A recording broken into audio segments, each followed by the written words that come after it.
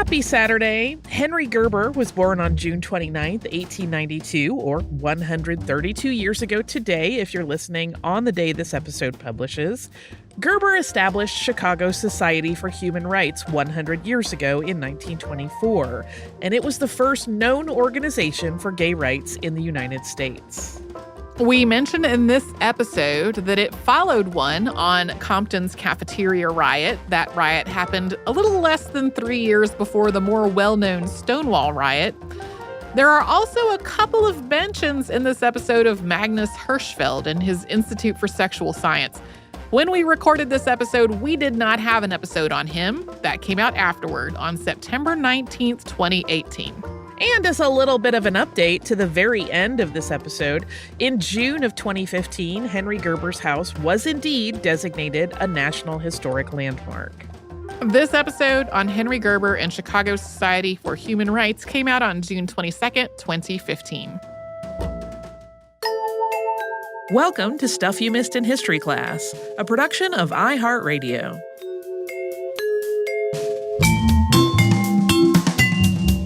Hello and welcome to the podcast. I'm Holly Fry. And I'm Tracy V. Wilson. And we recently talked about the Compton's cafeteria riots. And this is kind of a little bit of a dovetail on that, but we're time traveling backwards. We talked about in that episode how, a lot of people point to the Stonewall riots as the beginning of the LGBT rights movement in the U.S. But of course, there were things going on before that, as that episode on the cafeteria riot pointed out, and even before that. And there were certainly gay people here long before that. And there were, in fact, LGBT rights organizations trying to pop up, probably much earlier than you suspect. And today we're going to talk about the man who started, ever so briefly, the first such organization in the U.S., at least the first that we know of. And that took place more than 4 decades before Stonewall. So just a heads up on this one, particularly if you're listening with younger listeners. We are going to talk a little bit about some legal issues that came up involving specific sex acts. So just keep that in mind as you listen to this one. Maybe preview it if you think your younger listeners might not be ready for that. But right out of the gate, I feel like we have to mention that today's subject, who is Henry Gerber, can be a little bit of a difficult character in LGBT history. While he definitely wanted to push back against anti-gay legislation, he was not so open to bisexuals. He was not particularly accepting of lesbians or basically any of the people we would put under the LGBT umbrella today that were not gay men. He was an introvert. He was a very serious man. Some people describe him as curmudgeonly or cantankerous. Not really a charmer. And he would often look down his nose even at other gay men, saying that they were too frivolous and that they were not forward-thinking enough about the place of the gay man in society. But at the same time, he really spearheaded this important, though often overlooked, effort to improve the rights of gay citizens and secure some sort of safety for them. So we're talking about Henry Gerber today. Keep in mind, he's a little bit tricky in some ways. He was born Joseph Henry Dittmar on June 29th of 1892. He and his family left their home in Bavaria to set out for the United States, and they arrived at Ellis Island in 1913. At that point, Henry was 21. And once they had been processed by immigration officials, the family moved to Chicago, where they were hoping to join the significant German population there. Henry got a job pretty quickly working at Montgomery Ward in the mail order department. As is probably obvious at this point, Gerber was gay, and a lot of the articles about him indicate that being homosexual got him institutionalized briefly, although the accounts aren't entirely clear about exactly when this happened. Yeah, he's one that we mentioned this a lot in in some of our episodes, that there are some portions of history, and usually it's the further back you go that it becomes the harder to actually find substantiated information. And he's very tricky in this regard. Outside of military records, a lot of what we have is kind of word of mouth and his retelling and some other retellings that have happened along the way. So some of the details get a little mushy-mashy. But what we do know is that Henry enlisted in the U.S. Army on January 26 of 1914. And it's believed that just after this is when he changed his name from Joseph Henry Dittmar to Henry Gerber, although this is another part where there's some haziness around the historical record and when he stopped using his birth name and switched to Gerber. Dittmar actually still appears on a 1917 draft card, although at that point, Henry claimed exemption on that card as a conscientious objector. And it's possible that he purposely shifted the name back to his original Bavarian name in an effort to create some paperwork confusion over his status. That's purely speculation. I don't know, based on what I've seen, and I haven't seen the actual card, if that was a pre-printed card or if it's something he wrote in. But eventually, we do know that his military records cross-referenced both names, both Dittmar and Gerber. During the early part of World War I, he was labeled as an enemy alien, and he was taken to an internment camp. Really sensationalist stories in the press and in gossip circles about German spies in the United States caused a lot of German immigrants to be looked upon with suspicion, and he was no exception. After the war was over, Gerber re-enlisted at the end of 1919, and he worked for the military as a printer and a proofreader, and he was shipped to Koblenz, Germany, as part of the U.S. Army of Occupation in 1920. And there he worked on the Amarok News, which is a daily paper that was published to keep American soldiers that were stationed abroad, particularly in Germany, informed and entertained. And it published everything from poems and short stories to the latest sports scores. While he was in Germany serving as a United States soldier, Gerber was exposed to that country's homosexual emancipation movement, and as also to the Scientific Humanitarian Committee that was a critical part of that movement. And I'll give a little background on the German homosexual emancipation movement. And we're also going to talk a little bit about Magnus Hirschfeld, who was also mentioned in the Compton's Cafeteria episode. So the criminal code in Germany was amended in 1871 with the inclusion of what is called paragraph 175. And that piece of legislation made it illegal for men to engage in sexual acts with one another. 26 years after paragraph 175 was adopted into law, the Scientific Humanitarian Community was founded in Berlin by Magnus Hirschfeld. One of the huge achievements of Hirschfeld's life was the deconstruction of homosexuality from a biological perspective, sort of moving it away from being defined as a pathology. And with a scientific approach to the issue of homosexuality, the Scientific Humanitarian Committee was making some progress towards LGBT rights. And they were making that progress right up until Hitler's rise and the Nazi Party's persecution of any perceived sexual deviance. Yeah, the Nazi Party actually burned down Magnus Hirschfeld's Institute for Research into Sexuality. Like that's sort of been alluded to in a couple of episodes that we have talked about that have been on this subject, and we've never gone into a lot of detail. But yeah, the Nazi Party destroyed his facility and all the research that was in it. And we're just giving you kind of the brief and quick on that to kind of contextualize what happens next when Gerber returns to the U.S. We're going to talk about that influence after his time in Germany and his exposure to the homosexual emancipation movement. But first, we are going to have a quick word from a sponsor.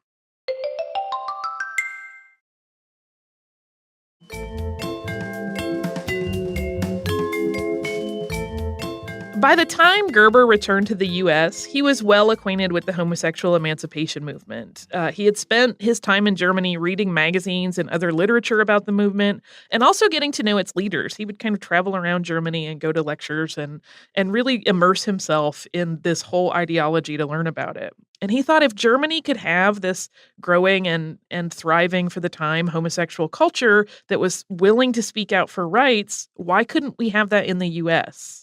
So one of the things about the United States was that there was just a lack of uniformity in legislation across the country regarding sex.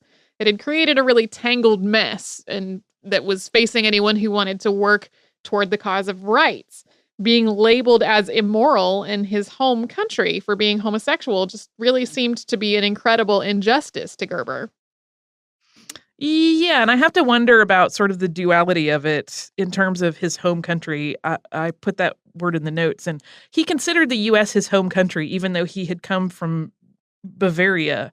And so it's kind of interesting that he then went back to Germany and saw them kind of working towards this progressive idea of rights. And then he went to his chosen home, where he just did not have that same kind of social movement going on. So it's kind of fascinating from that perspective. And when he returned to Chicago in 1923, after his 3 years in Germany, he started working as an employee at the U.S. Postal Service. And he saw that Chicago had this growing gay subculture, which was secret in most areas of the city, but fairly open in the bohemian neighborhood of Towertown, which is in the near North Side area. And as he saw the gay and lesbian community growing, he wanted to create a way to protect these people's rights.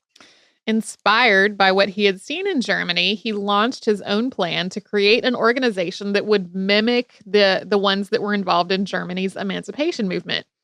He knew that he could not do it alone, but it was really difficult to find other people who were willing to take the risks that were inherent in participating in this kind of mission. He tried to network with other activists, including birth control advocate Margaret Sanger, but he never managed to forge any alliances. His efforts to reach out to the gay men he knew of in business in Chicago were met pretty coldly at best. Prominent business people were just not willing to risk their jobs and families to fight for what they thought was definitely a losing cause. Yeah, as if it's not completely clear. At this point, pretty much all these people were closeted. Outside of Towertown, like nobody knew that any of these people were gay. And after a year of searching for allies, Gerber and 6 other men that he had managed to round up founded Chicago's Society for Human Rights in 1924, applying for a charter to incorporate the group on December 10th of that year. And it was the first gay rights organization in the United States. The Society of Human Rights published a newsletter called Friendship and Freedom, which circulated to all of its members. It was a pretty small group. And not many people wanted literature that might out them to show up in their mailboxes. Postal inspectors cooperated with law enforcement and would report suspicious materials. At this point, pretty much all of this would have been considered obscene. Yes, all pretty much illegal. Nonetheless, Gerber continued his work. And the mission of the society was to educate the heterosexual community about homosexuality and to reform the laws that made homosexuality criminal. But they had to be very, very careful about this. The charter for the group relayed this purpose this way, quote, to promote and protect the interests of people who by reasons of mental and physical abnormalities are abused and hindered in the legal pursuit of happiness, which is guaranteed them by the Declaration of Independence, and to combat the public prejudices against them by dissemination of factors according to modern science among intellectuals of mature age. The society stands only for law and order. It is in harmony with any and all general laws insofar as they protect the rights of others, and does in no manner recommend any acts in violation of present laws, nor advocate in any manner inimical to public welfare. You probably noticed that there is no mention there of homosexuality or gay rights. Remember, this was still a time when it was absolutely illegal to be gay, thanks to sodomy laws. In Illinois, there were precedent cases that established oral sex as sodomy under the letter of the law, including one which judicially categorized fellatio as a crime against nature. This was not a time that it would have been safe for an organization intended to decriminalize homosexuality to be out and proud about it. They had to be very, very careful and kind of work in incremental, very slow steps. Unfortunately, their work did not last very long at all. Just 8 months after it was founded, and with only 2 issues of Friendship and Freedom having been published, everything came to a crashing halt. In July 1925, the wife of one of the co-founders reported her husband to a social worker after the couple's daughter said she had seen her father and other men performing seances and other strange behavior. The social worker she spoke with contacted police, and soon thereafter, the Society for Human Rights, which was headquartered in Gerber's home, was raided. Gerber was arrested for deviant behavior. His typewriter, his diaries, and other papers were seized. And at this point in time, Illinois sodomy law stipulated a minimum 1-year prison term for anyone found guilty, with a maximum sentence of 10 years. So this was quite a serious situation. Gerber always insisted that the story of his colleague's behavior, as reported by his wife and relayed in the papers, was fabricated. But because the accused husband, Al Meininger, was confessed to being bisexual during police screening, no one cared that the facts of the news weren't entirely accurate. Yeah, and this also came as a surprise to Gerber. He had not even known, according to what I read, that the members of his group, that any of them were married. So when this turned up and there was a wife that had reported one of them, remember, he wasn't really that keen on bisexuals. So this was a really kind of weird and awkward situation in addition to being dangerous and kind of a powder keg. Uh, Gerber was held by the police for several days. He was allowed a phone call the morning after his arrest, which he used to call work and explain his absence. And his supervisor kind of tried to help him out. He wrote up the situation as absent on leave in an effort to cover for Gerber. Henry endured 3 trials with his colleagues. The only evidence against him that was supposed to prove that he was homosexual was a powder puff that was allegedly found in his room. Yeah, that's widely believed to have been planted. Remember, he was not, by any accounts I have read, a crossdresser. He didn't dabble in any sort of alternate gender expression. So this powder puff, it's very jarring in the record. It seems very weird and out of place. However, the charges against him were eventually dropped, and that happened when a judge realized, this was during the third trial, that Gerber had been arrested without a warrant. But unfortunately, he had spent his entire savings up to this point, particularly on this third trial, hiring an attorney so that he could try to sort of save himself from this mess. The raid and the trials had been reported by the news, with the Chicago Examiner running a story about it under the headline, "Strange Sex Cult Exposed." So even though he had been released and the charges were dropped, he was still fired from his postal job in the wake of the incident for, quote, "conduct unbecoming a postal worker." Additionally, all records of the Society for Human Rights and their Friendship and Freedom newsletter that had been seized in the raid were destroyed. And for decades, this important aspect of LGBT history was basically erased. There are no surviving copies of the Friendship and Freedom newsletter. A review of it was reprinted in the book Paris Gay 1925, which came out in 1981. The review describes the newsletter as moral and says that it included a poem by Walt Whitman and an essay about Oscar Wilde's practice of wearing a green carnation in his lapel. It's long been rumored, but not ever confirmed, that Wilde and his social circle would wear green carnations as a secret symbol of homosexuality. Yeah, so that's how that essay would have appeared in the newsletter. And in just a moment, we're going to talk about Henry's life after the raid and subsequent trials and how that put an end to the Society for Human Rights. But first, we're going to take a brief word from a sponsor.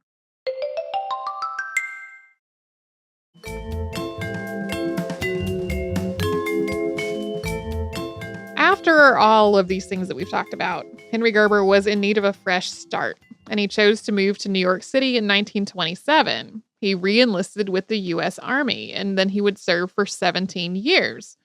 He's also said to have been frustrated at this point with the lack of activism within what he called the Dorian crowd. He was also really exasperated at his perception that other gay men were too willing to accept the commonly held belief that homosexuality was a mental illness, and people were seemingly willing to accept a life of clandestine meetings and a state of fearfulness. Yeah, so he basically kind of kept on the down low after this, but he did continue to write. So throughout the 30s, Gerber wrote articles for gay magazines. He used a pen name.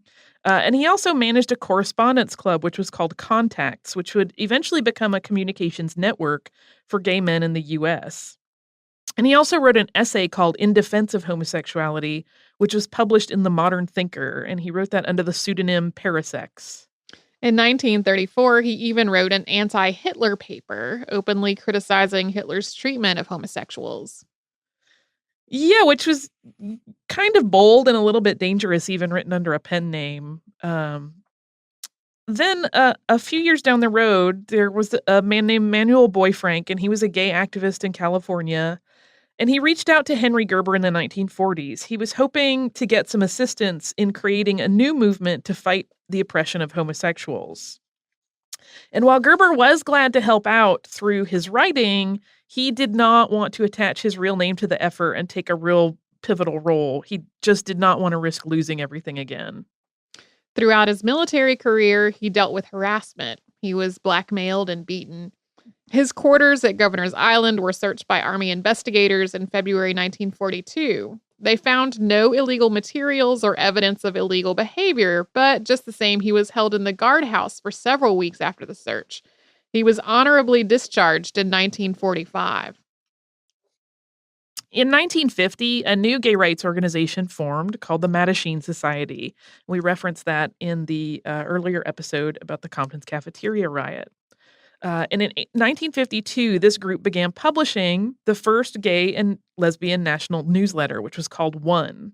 And when Gerber found out about One, he actually wrote to the magazine with an account of his efforts to start the Society for Human Rights and his, attempts to get a previous newsletter out called Friendship and Freedom.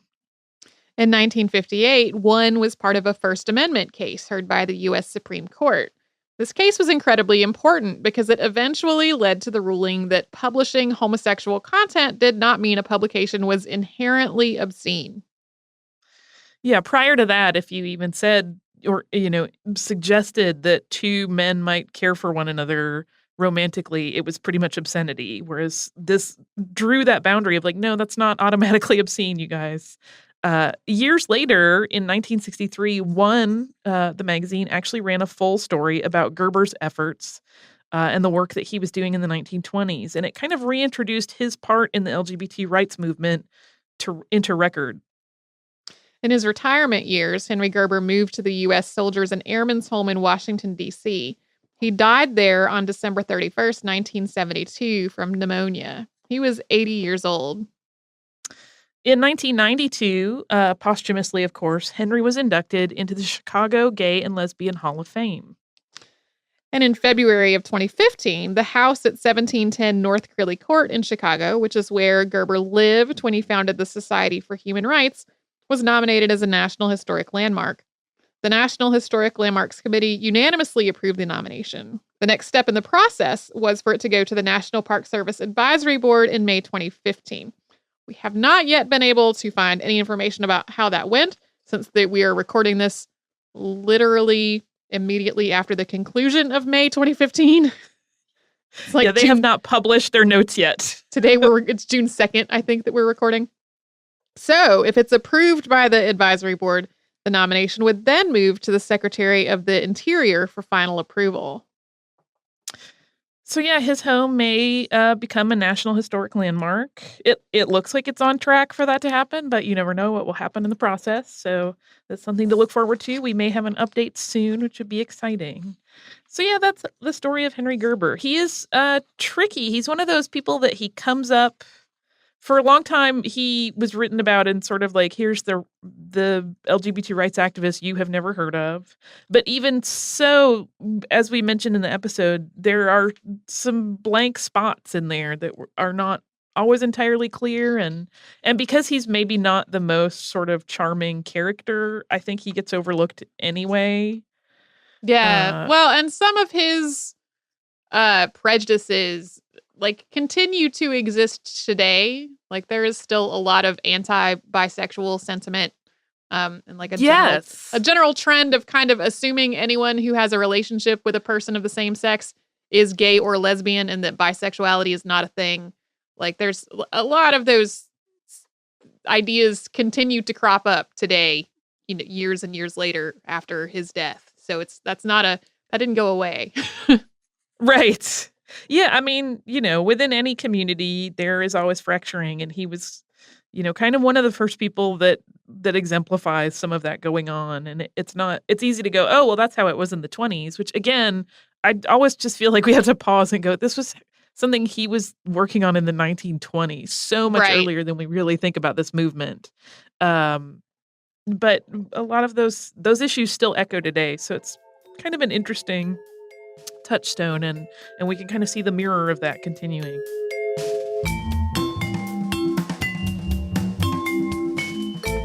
Thanks so much for joining us on this Saturday. Since this episode is out of the archive, if you heard an email address or a Facebook URL or something similar over the course of the show, that could be obsolete now. Our current email address is historypodcast@iHeartRadio.com. You can find us all over social media at Missed in History. And you can subscribe to our show on Apple Podcasts, Google Podcasts, the iHeartRadio app, and wherever else you listen to podcasts. Stuff You Missed in History Class is a production of iHeartRadio. For more podcasts from iHeartRadio, visit the iHeartRadio app, Apple Podcasts, or wherever you listen to your favorite shows.